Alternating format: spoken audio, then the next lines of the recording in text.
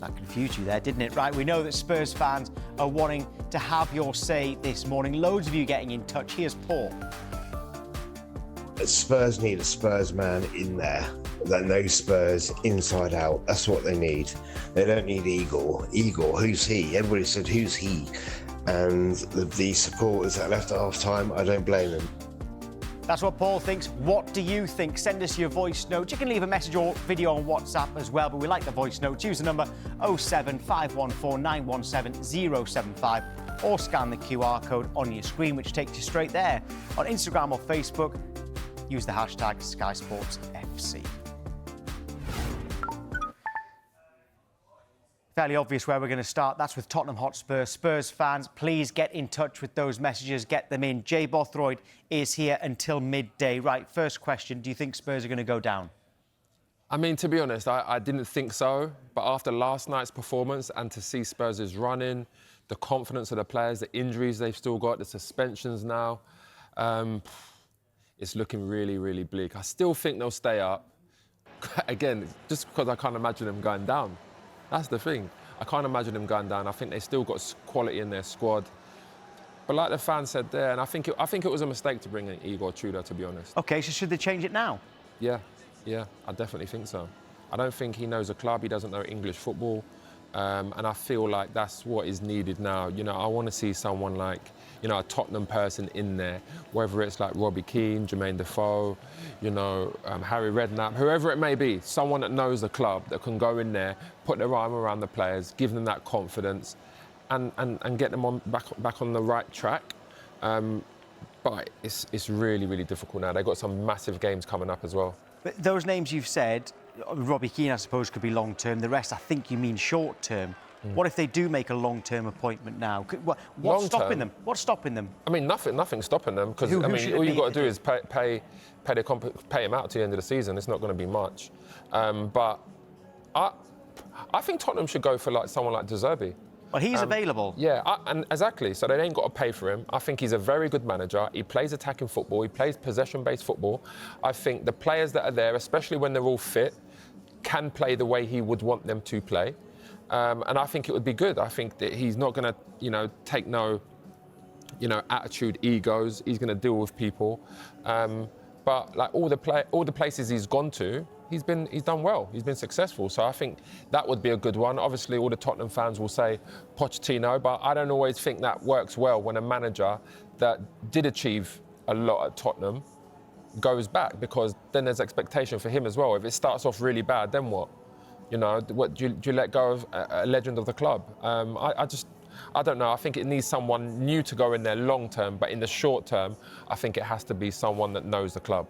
There was a message on the bottom of the screen there that actually said they shouldn't have sacked Thomas Frank. I mean, listen, there's a conversation for that, but I mean, the fans wanted a change there. Yeah, I just don't think they wanted this change. No, exactly. I mean, no one I spoke to, and I still live in North London, no one I spoke to was happy with that appointment in Igor Tudor. And it's nothing to do with him personally, but I think everyone just wanted to have someone in there knows the Premier League, knows the club, or plays a brand of football where you can get a reaction from the players. I'm not sure Igor Tudor's gone in there and really demanded the respect of the players. And I feel like the person that goes in there, whether it's short-term or long-term, they need to do that. Some news just into us, by the way. We understand that Igor Tudor will still take the news conference on Monday night ahead of their Champions League game against Atletico Madrid. Does that suggest to you that he's not going today? I mean, we've seen things like this happen before, where people have their press conferences and say they're going to be in the job, and then the next day they're not. So we don't know what's going to happen. All I know is it's a big few weeks for Tottenham. You know, they've got the Champions League games as well. They've got Liverpool. That's a massive game. They need to turn a lot around. Do you know what as well? Like, I watched that game yesterday, and I'm looking at that game, and the 19-year-old in their team, Archie Gray, is the best player. And it's not to say nothing bad about him, but he was literally, everything was going through him. He set up the goal. He played fantastically well. To be fair, Solanke, he done all right as well. But Archie Gray, wherever he's playing, he always gives 100% effort. He always puts a big performances in. Even last year, when they was depleted with Ange, he was playing centre-back, he was playing left-back. He barely played in his position, which is midfield. So, I mean, big credit to him. He's improving leaps and bounds. But again, I just feel like they need someone to go in there to get a reaction from the players. And I think it will take someone, unless they can bring a long-term replacement in now, which I think should be like Zerbi. Some people will say Poch. I think they need to bring someone in there now that would just give the players the confidence to turn this around, because this is really bad form. Right, well, let's go live to Michael Bridge now, who is at Tottenham Hotspur Stadium. Good morning, Mike. I know that you were there last night. It doesn't seem to have ever been this bad for Spurs in the Premier League. Does it sound like Igor Tudor has survived this result, though? Well, we'll wait and see, Tom. I mean, he's scheduled to take the press conference Monday night in Madrid, that game against Atletico Madrid. And I can't believe I'm saying this, but I think Spurs will probably be the first team in Champions League history to look at the last 16 as a game they could completely do without. And, you know, Tudor said as much to me a couple of weeks ago. It's, you know, he's come in to keep this club in the Premier League. Now he's facing 2 games against Atletico Madrid. And in between that is a much, much bigger game, but it's away to Liverpool. So if they were to make another change, another interim would have such a difficult start. And it's like anyone, you know, when Igor Tudor came in, all smiles, shaking all our hands. Yeah, great job for him. But when you actually come into the job, you start training, you think, I've got about 11 or 12 fit players here, and it hasn't worked. Arsenal was always going to be a really tough game for so many reasons. Arsenal's bench would probably be a star player in that Spurs side. So I didn't really look too much into that result. But then it was the Fulham and the Palace game. Let's see where this Spurs side is. Let's see what the players are made of. And they've lost both of those games. And relegation now is a real possibility. I mean, everyone keeps saying it to me. Can't happen. It's unthinkable. Can you imagine? Well, Spurs fans are now starting to imagine, and they are absolutely thinking the worst. And it was a really eerie kind of atmosphere feeling on the concourse at half-time. And then there was this sort of scream I heard behind me. And it was a third goal for Crystal Palace. And that's game over when you've got a player, you're down to 10, you're 3-1 down. Who were the fans around you blaming? Who were they blaming? I mean, who was their anger towards?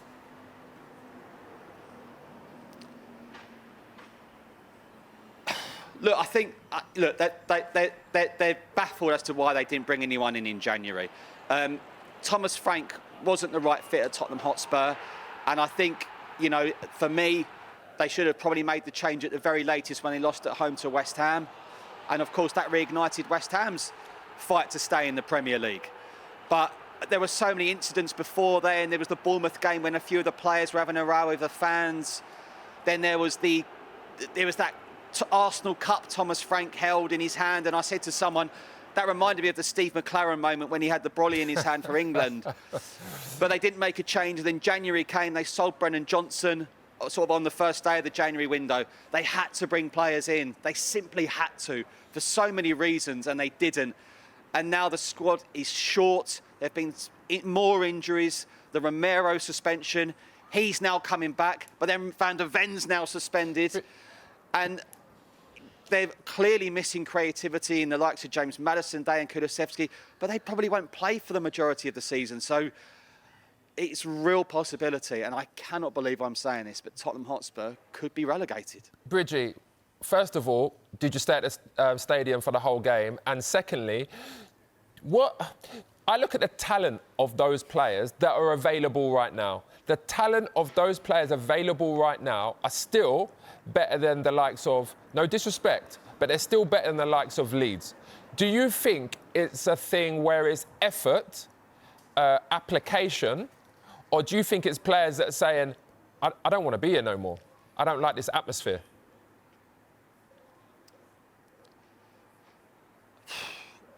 No comment to your first question, Jay, or whether I stayed till the end. No comment on that one. But first time I've laughed for days. But in terms of some of these players, I don't think some of them actually realise the predicament they're in. Still, some of them, genuinely. But the thing is, Jay, you know, people who criticise Christian Romero's red card at Man United, you know, he'll get a good move. Mickey van der Ven will get a good move, you know? And then in the end, they'll forget about it. But the Tottenham fans will still be here. Tottenham's best player last night, Jay, was Archie Gray. Yeah, I said, I agree. 19-year-old. I said that, yeah. And he showed leadership qualities I've not seen in this team. Yeah, look, there's a leadership group at Spurs. It's got Vicario, who for me has had a really poor season. James Maddison, obviously Maddison's got the ACL. Ben Davies has got a serious injury out to the season. Romero, banned. So that leadership group, actually none of these leaders are actually on the pitch at the moment. I just don't see where the next points or win is coming from at the moment. And as I say, we're travelling to Madrid in a couple of days thinking they could really do about this game. Bridgie, the Champions League last 16, that is the absolute glamour of football. Bridgie, let's just say like Tottenham do go down. Like you just said, you mentioned some names, Van der Ven, Romero, but I'm thinking there's more than that. So there's Porro, there's Solanke, there's Kulusevski, there's Maddison. Like, if Tottenham do go down and lose them kind of players, I'm not sure Tottenham come straight back up. Because people think the Championship is like an easy league. It is not an easy league. We've seen teams go down there and really suffer, the likes of Leicester. And yep. I look at that situation and I think it's crazy to understand, even for me, that Tottenham could be in the Championship playing in that wonderful stadium and have no players to get them back to the Premier League. You're going to make him cry, Jay. Sorry, Bridgie, sorry.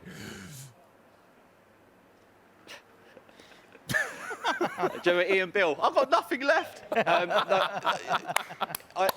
Look, Jay, you're right. And also, also, Jay and Tom, the summer, when there's an international tournament, it goes in a flash. It goes in an absolute flash.